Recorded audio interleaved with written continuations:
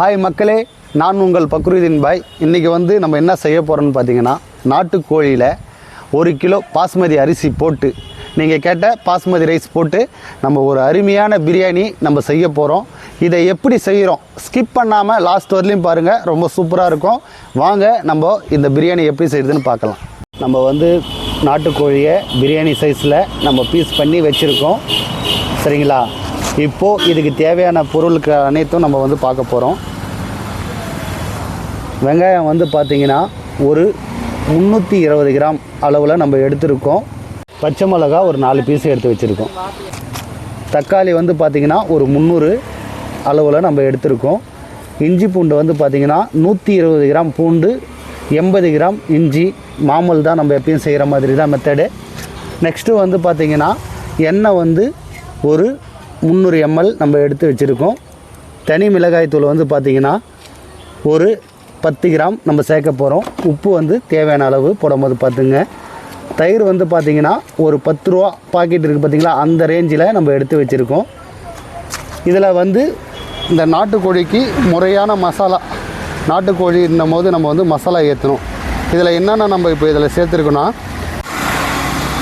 நாட்டுக்கோழி பிரியாணின்னும் போது பார்த்திங்கன்னா உங்களுக்கு கொஞ்சம் நம்ம மசாலா நம்மளே ரெடி பண்ணணும். அது என்னென்னு பார்த்திங்கன்னா, நம்ம எடுத்து வச்சுக்கிற வெங்காயம் தக்காளியில் ஒரு 50 கிராம் வெங்காயம், 50 கிராம் தக்காளி, 2 ஸ்பூன் மிளகு, 2 ஸ்பூன் முழு மல்லி இருக்குது பார்த்திங்களா, அதுக்கப்புறம் வந்து ஒரு பச்சை மிளகா, ஒரு காஞ்ச மிளகா, கொஞ்சமாக புதினா தழை, இதை போட்டு நம்ம வந்து அப்புறம் ஒரு 2 பட்டை, ஒரு லவங்கம், ஏலக்காய் இதில் போட வேணாம். இதை வந்து நம்ம போட்டு அரைச்சி நம்ம வந்து எடுத்து வச்சுருக்கோம். ரொம்ப நல்லா இருக்கும். இதை வந்து நம்ம தாளிக்கிற முறை எப்படின்னு பார்க்கலாம். நெக்ஸ்ட்டு வந்து பார்த்திங்கன்னா நம்ம வந்து பாஸ்மதி ரைஸு 1 கிலோ எடுத்து வச்சுருக்கோம். இது தண்ணி அளவு நீங்கள் எந்த பாத்திரத்தில் அளக்குறீங்களோ அதில் ஒரு படி ரைஸ் வந்தால் 1.25 தண்ணி நம்ம வைக்க போகிறோம். கண்டிப்பாக பாருங்கள், ரொம்ப ஒரு சூப்பரான ஒரு முறையில் நம்ம பிரியாணி செய்ய போகிறோம். கடைசி வரலையும் பாருங்கள், அப்போ தான் உங்களுக்கு புரியும். இப்போது இந்த பிரியாணியை வந்து நம்ம விறகடுப்பில் தான் நம்ம செய்ய போகிறோம்.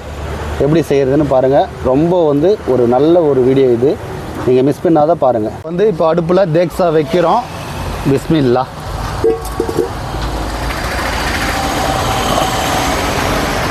தேக்ஸா வச்சதுமே நம்ம வந்து ஃபஸ்ட்டு நம்ம ஆயிலை சேர்த்துக்கிறோம். 300 ml ஆயிலை நம்ம சேர்த்துக்கிறோம்.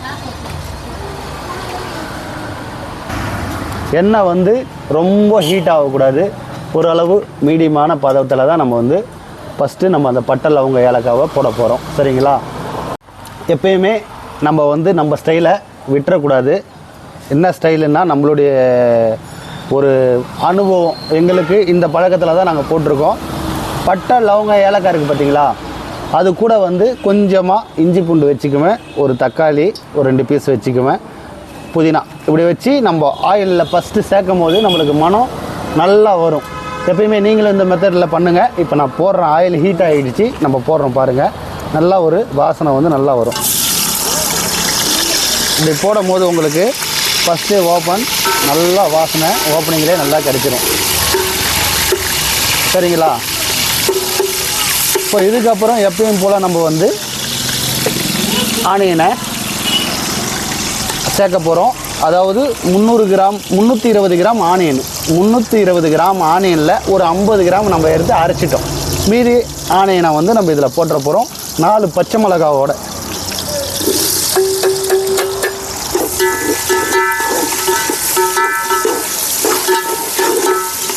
வெங்காயம் வந்து நல்லா அந்த பொன்னிறம் வர வரலையும் வதக்கிங்க. நம்ம வந்து வெங்காயம் பொன்னிறம் வர வரலையும் வதக்கிடுவோம். ஏன்னா இது நாட்டுக்கோழி அப்படின்னும் போது கொஞ்சம் மெத்தடு மாற்றி போடுவோம். பாத்திரம் வந்து பார்த்திங்கன்னா 1 கிலோ ரைஸ், 1 கிலோ கறி வேகிற மாதிரி பாத்திரம் எடுத்துக்கங்க, சரிங்களா? பாத்திரம் அப்புறம் ரொம்ப சின்னதாக போச்சுன்னா உங்களுக்கு தம்மு இடறதுக்கெல்லாம் கஷ்டமாயிடும். அதனால் பாத்திரம் வந்து கரெக்டாக எடுத்துக்கணும். நம்ம வந்து பார்த்து பதமாக நீங்கள் எடுத்து பிரியாணி செய்யுங்க, ரொம்ப பிரியாணி நல்லாவே இருக்கும்.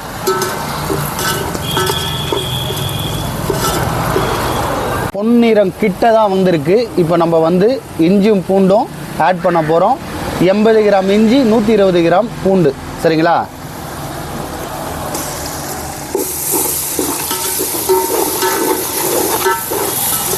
நல்லா இந்த ஸ்டேஜிலலாம் உங்களுக்கு வந்து பார்த்திங்கன்னா அடி பிடிக்கும். அதனால் கரெக்டாக நீங்கள் வந்து மிக்ஸ் பண்ணிக்கோங்க.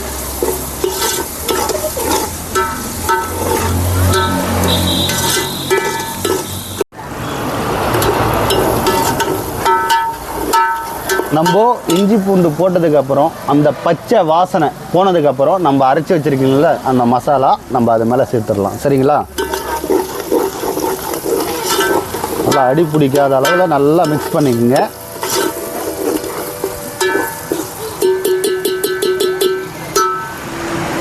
நம்ம இப்போது அந்த இஞ்சி பூண்டு பச்சை வாசனை போயிடுச்சு. நம்ம அரைச்சி வச்சுருக்கிற இந்த மசாலாவை நம்ம சேர்க்கலாம்.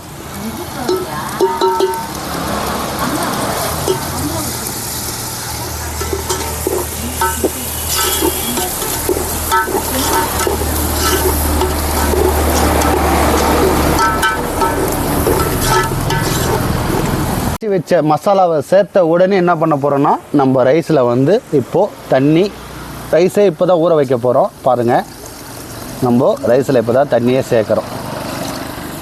ஃபஸ்ட்டு வந்து நம்ம வந்து 300 கிராம் தக்காளியில் 50 கிராம் எடுத்துட்டோம். அதை அரைச்சிட்டோம். 250 கிராம் தக்காளி இருக்குது. நம்ம வந்து இந்த மசாலா போட்டதுக்கப்புறம் தக்காளி ஆட் பண்ணிக்கிறோம்.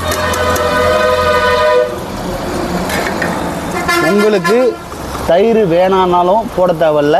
தயிர் பிடிச்சவங்க தயிர் சேர்த்துக்குங்க. நான் கொஞ்சமாக தயிர் சேர்த்துக்கிறேன்.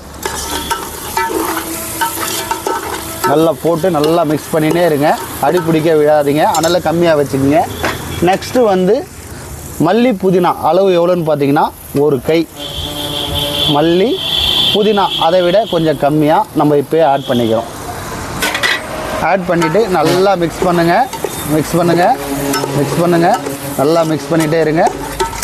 நெக்ஸ்ட்டு வந்து நம்ம தனி மிளகாய்த்தூள் வந்து 10 கிராம் தனி மிளகாய்த்தூள் நம்ம ஆட் பண்ணுறோம்.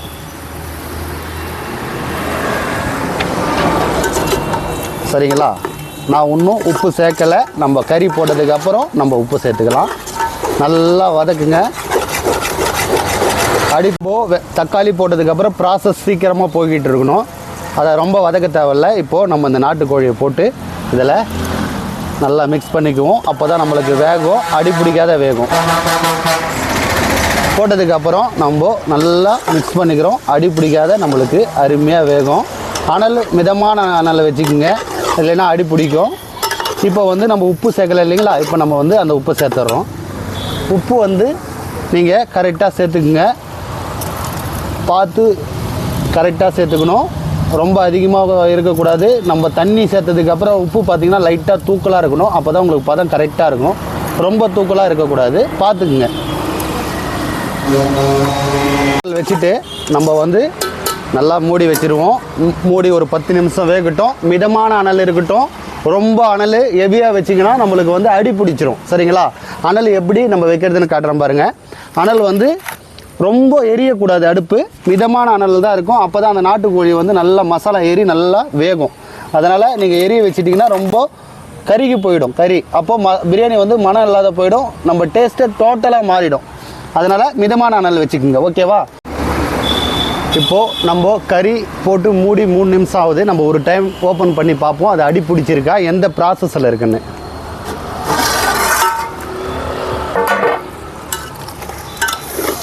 நம்மளுக்கு அந்த வெங்காயம் தக்காளியில் இன்னும் நம்மளுக்கு தண்ணி வருது. அந்த தண்ணி வரும்போது நம்மளுக்கு அடி பிடிக்காது. இப்போ அந்த ப்ராசஸ் தான் நடந்துகிட்ருக்கு. நம்மளுக்கு அடி பிடிக்காத நம்மளுக்கு கொஞ்சம் அந்த தண்ணி இறங்குது அந்த வெங்காயம் தக்காளியிலேருந்து. இப்படி இருக்கும்போது கறியில் நல்லா மசாலா ஏறும். அந்த வெங்காயம் தக்காளி அந்த சாந்து வந்து கறியில் ஏறி நம்மளுக்கு வந்து கறியும் அடியும் பிடிக்காது. கறியும் நல்லா வேகும். மசாலா வந்து கறி உள்ள நல்லா ஏறிடும். அப்போது வந்து நம்ம வந்து பார்த்திங்கன்னா மிதமான அனல் வைக்கணும். ரொம்ப நீங்கள் அனல் வச்சிட்டிங்கன்னா தீஞ்சி போயிடும். அதனால் பார்த்து பதமாக நீங்கள் அனல் வச்சு அப்புறமா எப்போ அனல் ஏற்றணும்னு நான் உங்களுக்கு சொல்கிறேன். பாய் வந்து எப்பயுமே மசாலா அரைச்சி போட மாட்டார். என்ன பாய் மசாலா அரைச்சி போடுறாருன்னு நீங்கள் யோசிக்கலாம். அதுக்கு ஒரு காரணம் இருக்குது. என்ன காரணம்னா நம்ம நாட்டுக்கோழி பொறுத்த வரைக்கும் ஒரு ஸ்மெல்லு ஒன்று வரும்.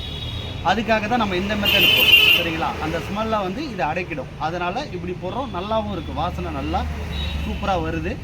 நம்ம கறி வேக வச்சு 6 நிமிஷம் ஆகுது. அதை நம்ம இன்னொரு டைம் ஓப்பன் பண்ணி அது எந்த பர்சன்டேஜில் இருக்குன்னு நம்ம பார்த்துருவோம். அடி பிடிச்சிருக்கா இல்லையா அந்த தண்ணி கிரேவி வருதா அப்படின்னு பார்க்கும்போது பார்த்திங்கன்னா உங்களுக்கு அந்த கிரேவி உருவாகுது. அந்த வெங்காயம் தக்காளியிலேருந்து நம்மளுக்கு அடியும் பிடிக்கல. அப்படி அடி பிடிக்கிற மாதிரி இருந்தாலும் நம்ம மிக்ஸ் பண்ணிக்கலாம், நல்லா மிக்ஸ் பண்ணிக்கோங்க. இப்போது நம்ம அது எந்த பதத்தில் இருக்குதுன்னு நீங்கள் வந்து பாருங்கள். இங்கே பாருங்கள், உங்களுக்கு நல்ல ஒரு மசாலா உருவாகுது பார்த்தீங்களா. இதில் நம்ம வேறு எதுவும் கரம் மசாலா மட்டன் மசாலாலாம் நம்ம சேர்க்க கிடையாது, நம்மளே ஓனாக ரெடி பண்ணணும். இதை இந்த மாதிரி நம்ம உருவாக்குறது தான் ஒரு மசாலா, சரிங்களா. நம்ம தண்ணி ஊற்றுறதுக்கு அப்புறம் நீங்கள் உப்பு பார்த்தீங்கன்னா உப்பு அளவு மாறிடும். அதனால் என்ன பண்ணுறீங்கன்னா ரைஸ் போட்டதுக்கப்புறம் உப்பு அளவு பார்த்துக்குங்க. அப்படி போட்டதுக்கப்புறம் உப்பு கொஞ்சம் தூக்கலாக இருக்கிற மாதிரி இருக்கணும். உப்பு பார்க்கும்போது ரொம்ப கம்மியாக இருந்ததுன்னா அப்புறம் உங்களுக்கு உப்பு உரைக்காது, அதனால் தூக்கலாக இருக்கணும்.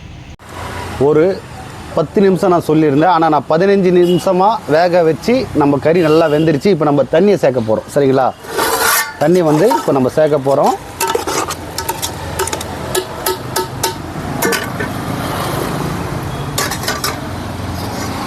நான் வந்து சொன்னேன் உங்களுக்கு 1க்கு 1.25, சரிங்களா. அந்த பதத்தில் தண்ணி சேர்க்கணும்.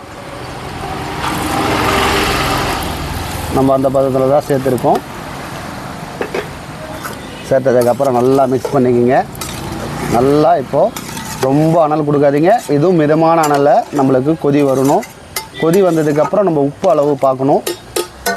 இப்போது அந்த தண்ணி ஊற்றி கொதி வருது, நல்லா அந்த கொதி பாருங்கள் எப்படி வருதுன்னு. நம்மளுக்கு அருமையான கொதி வருது. இப்போ வந்து நம்ம என்ன பண்ண போகிறோம், ரைஸை சேர்க்க போகிறோம். ரைஸை சேர்த்துட்டு நம்ம வந்து உப்பு பார்த்துக்கலாம், சரிங்களா. ரைஸை சேர்த்துட்டு நம்ம உப்பு பார்த்துக்கலாம்.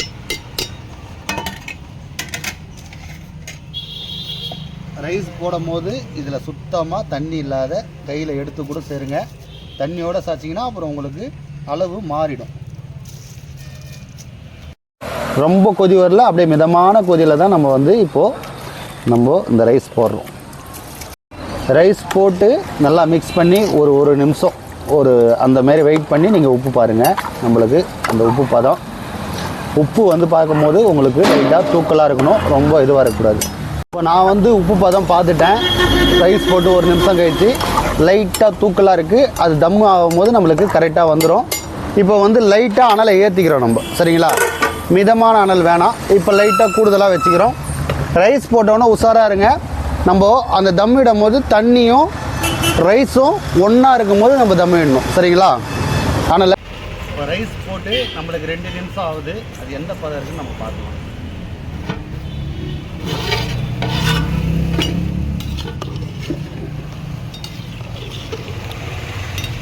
அனல் ஓரளவு மிதமாகவே இருக்கட்டுங்க, ஏன்னா அப்போ தான் நம்மளுக்கு அந்த ரைஸ்லேயும் மசாலா வரும், சரிங்களா.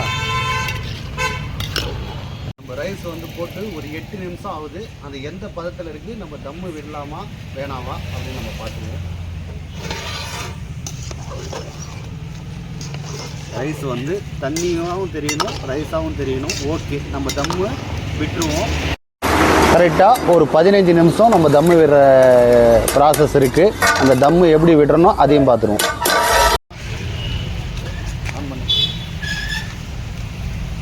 தம்மு விடும் போது நம்ம விறகை மேலே வைக்கணும், நெருப்பை மூடி மேலே. அப்போ வந்து நம்மளுக்கு மேலே நல்லா தண்ணி இருக்கும். நெக்ஸ்ட்டு வந்து பார்த்திங்கன்னா நம்ம அந்த ஓரம், இந்த தேக்ஸாக்கு கீழே ஓரம் எச்சியில்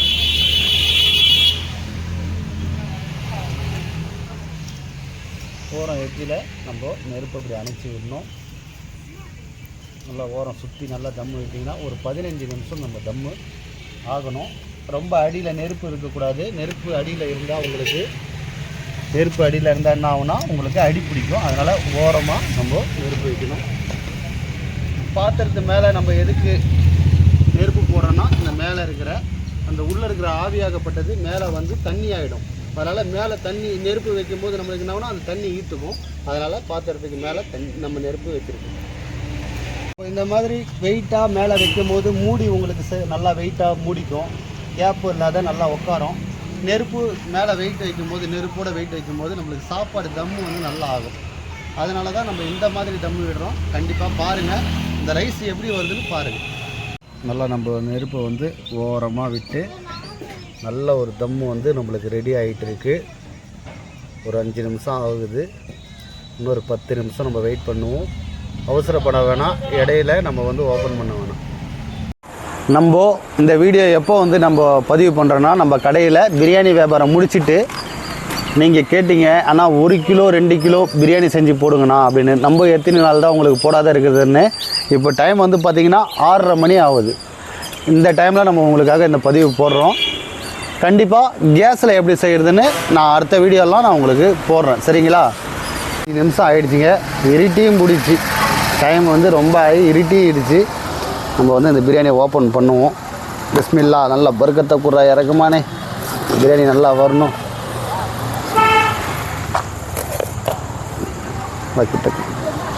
நம்மளுக்கு வந்து ரைஸ் வந்து பாருங்கள் எப்படி இருக்குன்னு.